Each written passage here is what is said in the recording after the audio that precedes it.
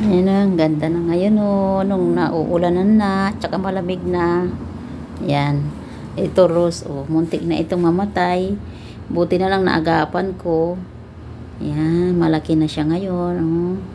Muntik na mamatay yan. Ayan yung ano niya oh, pinutol ko tapos nung nag-ano siya sa baba. Tapos ito, muntik na rin mamatay, natuyo na, hinabol ko. Yan, nilipat ko yan. Doon yung isa. Dalawa na yan kasi yun yung isa. Tapos kinuha ko, nilipat ko dito. Mataba na siya. Yan, aloe vera. Yan, ito garden ni Madam. Dito siya nag-i-stay sa labas pagkataglamig. Kaya lilinisin ko.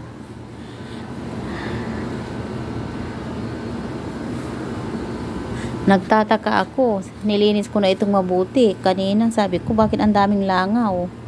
Yun pala, dyan nanganak yung pusa. Andyan yung dalawang anak niya. Hinabol ko, kinuha niya. Gusto pa niya akong kagatin. Lumalaban yung pusa. Kumuha ako ng pamukpok. Ito yung transplant ko. Oh, nabubuhay na rin. Tapos nagtanim ako dito ng luya. Oh, ayan oh. Oh, oh. May ano na siya. Yan, luya po yan, oh. Yan.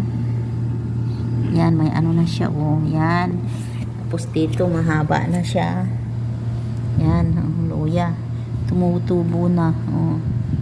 Kita ko kasi, binili ni Papa. Naka-plastic kasi. Yan, may tubo. Tumutubo na. Kaya kinuha ko, tinanim ko dito. Tataniman ko pa ito. Tapos dito, tataniman ko pa yan.